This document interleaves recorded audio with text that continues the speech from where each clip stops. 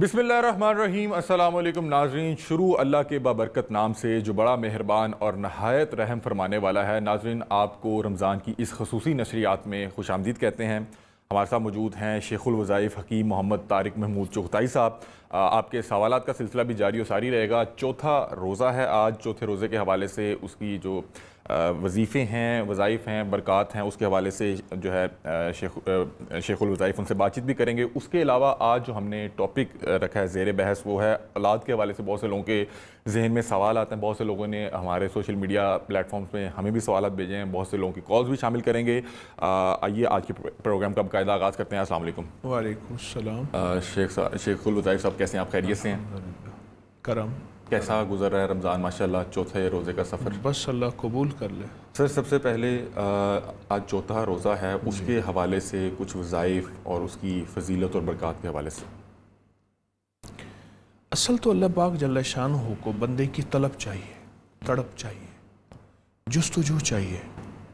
अल्लाह कहता है कि मेरे बंदे मुझे तलाश कर, मेरी मोहब्बत में खो जा, और इस तलाश में जो मांगेगा तुझे दूंगा। सुभान अल्लाह, क्या बात। आप दुनिया के एतबार से महबूब की तलाश में कितना मज़ा आता है, और अल्लाह की तलाश में कितना लुत्फ़, कितना प्यार और कितना इसमें चाशनी है। किसी ने इब्राहिम बिन आदम रहमतुल्लाह अलैह से पूछा कि आप बादशाह थे, बलख की बादशाह छोड़कर आज आप जंगलों में हैं। फरमाया पहले मैं लोगों के जिस्म पे हुकूमत करता था, अब दिलों पे हुकूमत करता हूँ। सुभान। जब से उस करीम से मेरा ताल्लुक़ जुड़ा है। ये रमज़ान और ये चौथा रोज़ा, ये सारी उसी की सिलसिले की एक कड़ियाँ हैं। उस करीम से ताल्लुक़ जुड़ जाए। अच्छा, जैसे कि बहुत से लोग हमने पिछले भी प्रोग्राम्स में देखा कि वो चाहते हैं कि इस बाबरकत महीने में कुछ ऐसे वज़ाइफ़, कुछ ऐसे कलमात जिनको आप अदा करें और जिससे कल्ब को सुकून भी मिले, और उसका मतलब कि उसका एक फ़ायदा ही और तरह से होता है। तो अगर कोई वजीफ़ा भी बता सकें कि चौथे रोज़े के हवाले से, स्पेशली अगर कोई तोहफ़े के तौर पे। सिर्फ़ एक तस्बीह दरूद की, लेकिन जैसे मैं अर्ज़ करूँ वैसे पढ़ना है। जी जी। मैं एक बात अक्सर अर्ज़ किया करता हूँ कि हम दुआएं पढ़ते हैं, मांगते नहीं हैं।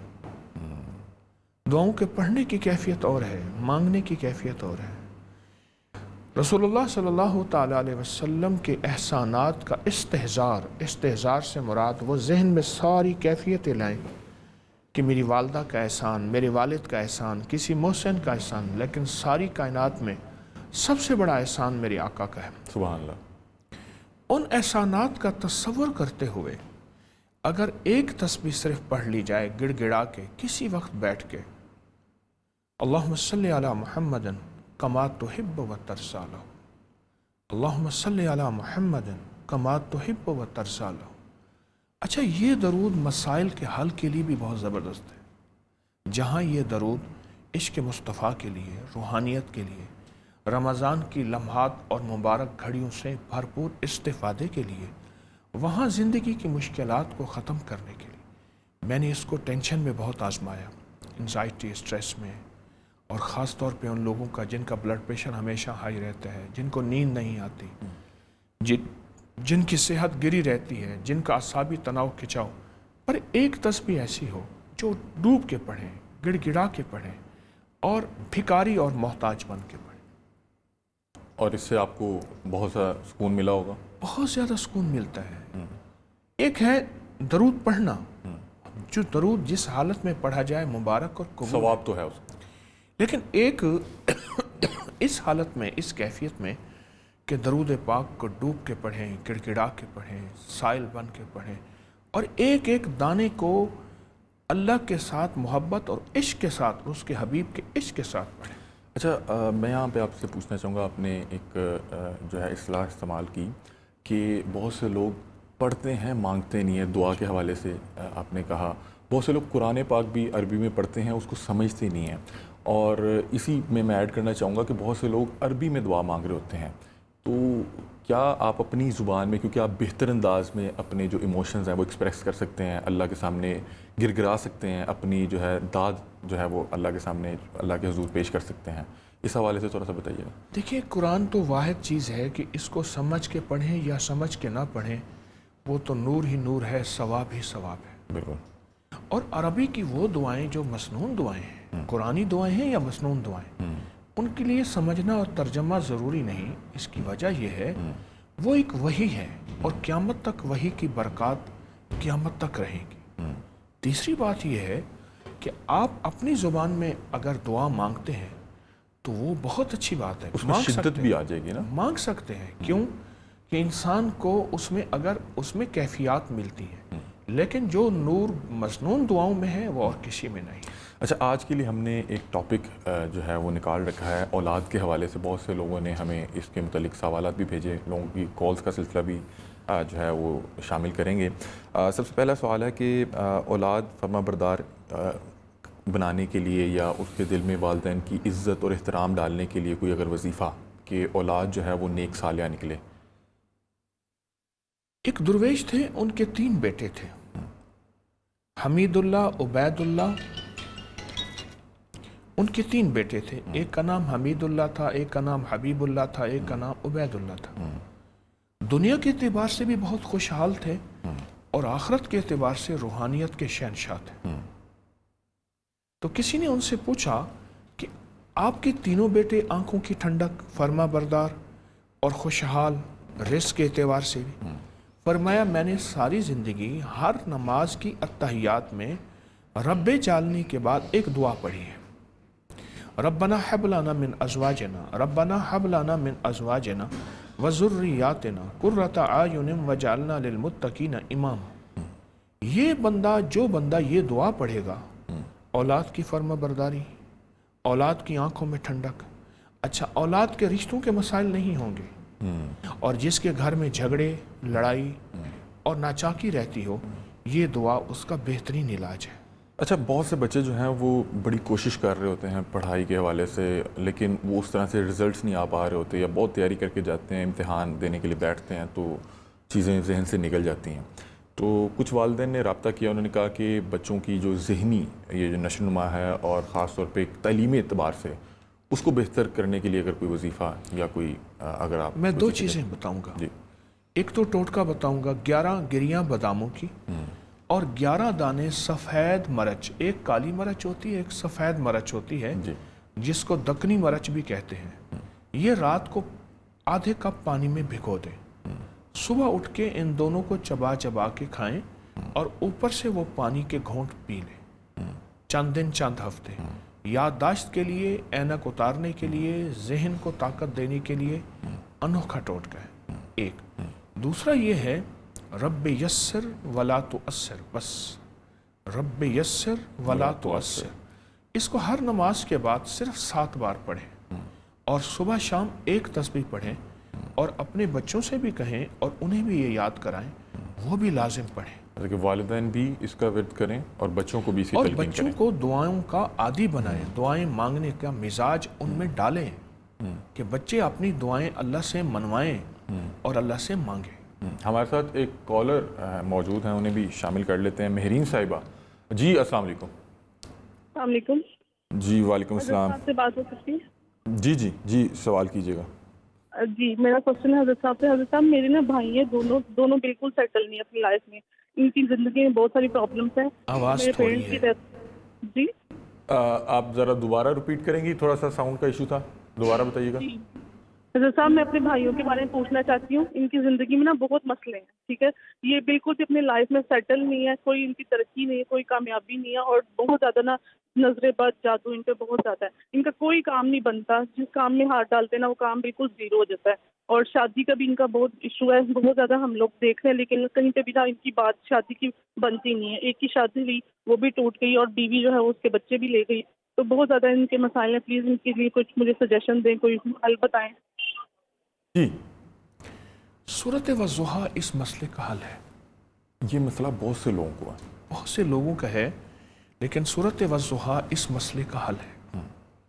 اگر کوئی شخص ان مسائل کا حل چاہتا ہے، سنجیدہ ہو کے، توجہ سے، دھیان سے، وہ خود ورنہ گھر کے جتنے زیادہ افراد سورۃ والضحیٰ 40 بار صبح شام پڑھیں، اول آخر 3 بار درود پاک، 40 بار صبح شام پڑھیں، اور 40 بار صبح شام پڑھ کے सारा दिन वलसौफ योती का रब्बु का फतरजा, ये सूरत वज़्ज़ुहा का दिल है।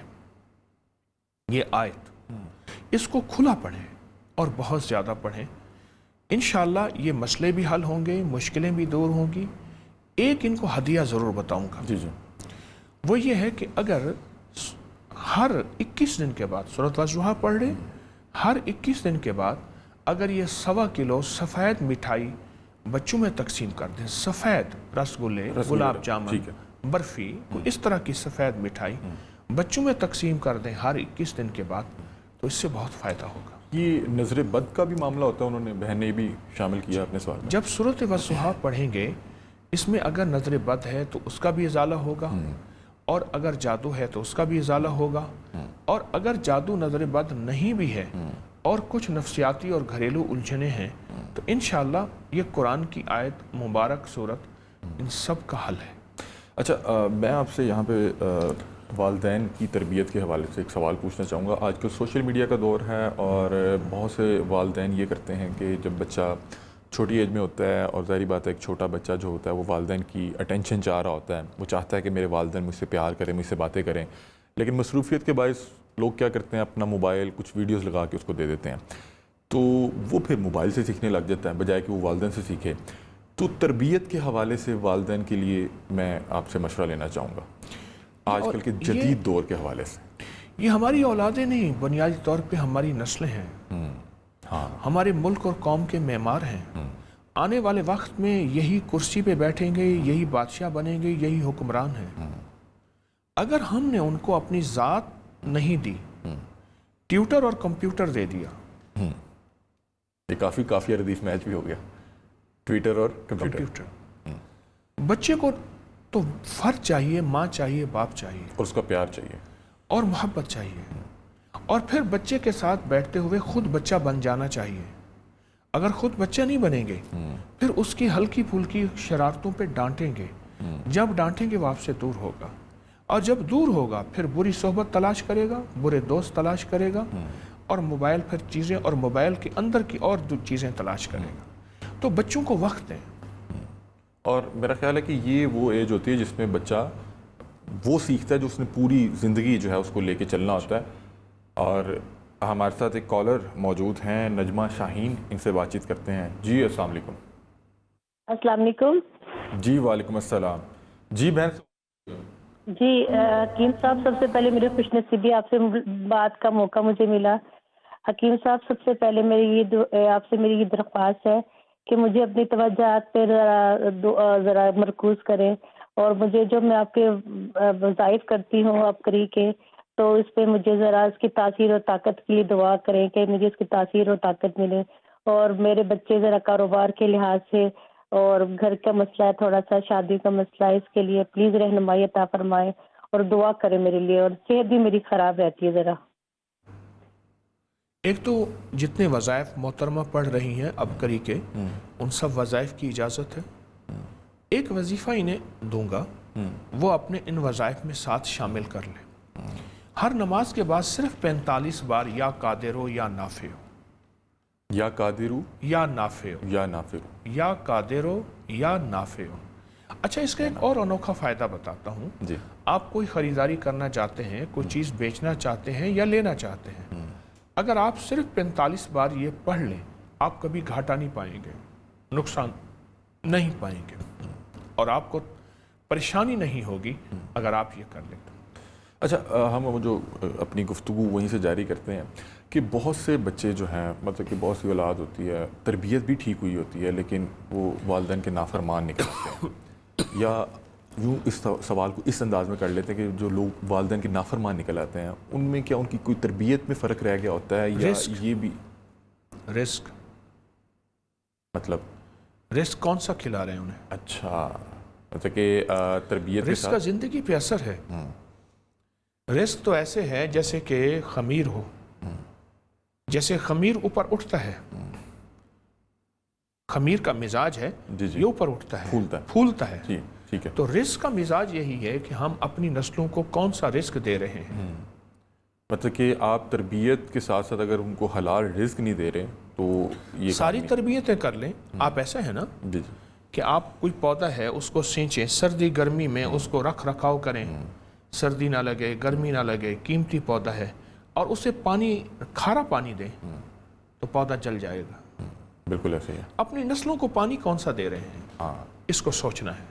اچھا، بہت سے جو کپلز ہیں، جوڑے ہیں، انہوں نے یہ پوچھا ہے کہ بہت سے لوگ اولاد کی خواہش رکھتے ہیں لیکن اولاد جو ہے کہ نعمت نہیں مل پا رہی، ان کے لیے اگر کوئی وظیفہ یا کچھ، اگر آپ ڈائٹ یا کوئی اس حوالے سے انہیں کو مشورہ دے سکیں۔ اولاد کے لیے ایک عمل دیتا ہوں، اور میں نے بے شمار لوگوں کو دیا اور اللہ کی رحمت سے انہیں اولاد ملی۔ سورۃ بقرہ ہر چاند کی پہلی سے لے کر 7 تک، یعنی ہر اسلامی مہینے کی جب چاند نظر آئے تو ایک بار سورۃ بقرہ پڑھیں، ایک بار سورۃ بقرہ پڑھیں، اور ایک بار سورۃ بقرہ پڑھ کے روزانہ پڑھیں چاند کی 7 تک، ہر مہینے ایسا کریں۔ ایک دوسرا، خاتون یا مرد اپنے پیٹ پہ ہاتھ رکھ کے ہر نماز کے بعد 70 بار یا متینوں پڑھیں، یا متینوں پڑھیں 70 بار۔ اس سے انشاءاللہ تعالی یہ عمل اگر مستقل جاری رکھیں گے، اللہ کی رحمت سے اولاد ہوتی ہے۔ ہمارے ساتھ یہاں پہ ایک کالر موجود ہیں، عظیم خان صاحب۔ جی السلام علیکم۔ وعلیکم السلام۔ جی عظیم بھائی، سوال کیجیے گا۔ سوال میرا یہ ہے ان سے کہ میں جس ایج میں ہوں، مجھے نماز پڑھتے ہوئے، وضو کرتے ہوئے بھولنے کی شکایت ہے۔ کوئی ایسا وظیفہ بتا دیں، ایسا ذکر بتا دیں کہ جس سے میرا یہ مسئلہ کوئی حل ہو جائے۔ کیا ایج ہے؟ میری ایج ہے 65۔ جی، بہت شکریہ۔ اگر یہ اپنے آپ کو ہر وقت ایکٹیو رکھنا چاہتے ہیں، نماز میں، تسبیح میں، خدمت خلق میں، تو نہانے کے بعد تولیہ چھوڑ دیں، اور پورے بدن پہ زیتون کا تیل مالش کریں، اور گیلے بدن پہ، پورے بدن پہ، سر پہ، بغلوں کے نیچے، پورے بدن پہ، اور اس کے بعد پانی نہ بہائیں۔ اس کے بعد کوئی رف سے کپڑے پہن لیں۔ آپ یہ دیکھیں، یہ پہلوانوں کا ٹوٹکا بتا رہا ہوں میں۔ جتنے بھی پہلوان ہیں ان کا یہ ٹوٹکا ہے۔ پہلوان، پرانے دور کے جتنے پہلوان تھے، وہ کبھی تولیہ استعمال نہیں کرتے۔ اس کے پیچھے کیا منطق ہے ویسے؟ اس کی منطق یہ ہے کہ ہمارے پاس جو اس وقت نہانے کا میٹیریل ہے، وہ ہے جو مساموں سے سب کو چھین لیتا ہے۔ مطلب کہ وہ جو آپ کو بہت سے ایسی چیزیں کی ضرورت ہوتی ہے، وہ بھی وہ صابن اور وہ چیز بہا کے لے ہر لیتا ہے، چیز ختم کر دیتے ہیں۔ یعنی وہ ایسے ہے جیسے کہ سپنج کوئی چیز رکھیں تو ہر چیز اس میں جذب، اس کو آئلی، ہماری جلد میں سے وہ چیزیں جو ہماری جلد کو ضرورت ہے ختم ہو جاتی ہیں، خاص طور پہ جو ہے وہ ختم ہو جاتی ہیں۔ اب جب آپ اپنے جسم کو نہانے کے بعد مسام کھل جاتے ہیں، جب اپنے جسم کو ایک ایک چیز دیں گے تو آپ کا جسم صحت مند رہے گا۔ دوسرا، یہ 3 آملہ مربع صبح نہار منہ کھائیں، ناشتہ کریں 3 آملوں کا۔ آملہ جو ہے اگر شوگر ہے دھو لیں، شوگر نہیں ہلکا میٹھا ہو۔ آملہ جسم کو فٹ رکھتا ہے اور بہت زیادہ مضبوط رکھتا ہے۔ اچھا، ہم وہ جو گفتگو کر رہے تھے، آپ نے ایک تو بتایا کہ آپ اپنے پیٹ پہ ہاتھ رکھ کے یا متینوں پڑھیں یا 70 بار، 70 بار، اور اس کے علاوہ آپ نے بتایا سورۃ بقرہ کا سورۃ البقرہ کی پہلی 7 سورۃ بقرہ پوری پہلے 7 مہینے کے 7 دن، چاند کی پہلے 7 دن، چاند کے پہلے 7 دن، روز ایک بار۔ ٹھیک ہے۔ میں یہ پوچھنا چاہ رہا ہوں کہ کیا اس کے لیے کچھ ایکسرسائزز بھی ہیں یا کوئی حکمت کے حوالے سے کچھ ادویات یا کوئی ڈائٹ؟ جو موٹاپا ہے وہ خود اولاد کو نہ ہونے کے لیے کافی ہے۔ اچھا، موٹاپا، آپ ایک چیز محسوس کریں کہ غریبوں کے بچے بہت ہیں، جہاں خالی پیٹ ہوگا وہاں اولاد زیادہ ہوگی، جہاں بھرا پیٹ ہوگا وہاں اولاد نہیں ہوگی۔ میں سائنس کی بہت بڑی تھیوری بتا رہا ہوں۔ اچھا، اسی میں ایک اور سوال ایڈ کرنا چاہوں گا، اور یہ غالباً ہمارا آخری سوال ہوگا اس پروگرام کے حوالے سے، کہ بہت سے لوگ جو ہے وہ بیٹوں کی خواہش کرتے ہیں اولاد میں، ان کے لیے کیا پیغام دیں گے؟ سورۃ رحمان اس کا علاج ہے۔ سورۃ رحمان، جو شخص روزانہ سورۃ رحمان پڑھتا ہے، روزانہ صبح شام پڑھ لے، گھر کے زیادہ سے زیادہ افراد پڑھ لے، اور ہر نماز کے بعد، ہر عصر کی نماز کے بعد 11 بار سانس روک کے یا رحمان پڑھے. میرا بار بار کا مشاہدہ ہے کہ اللہ پاک ان کو بیٹے اور نعمتیں عطا فرماتے ہیں.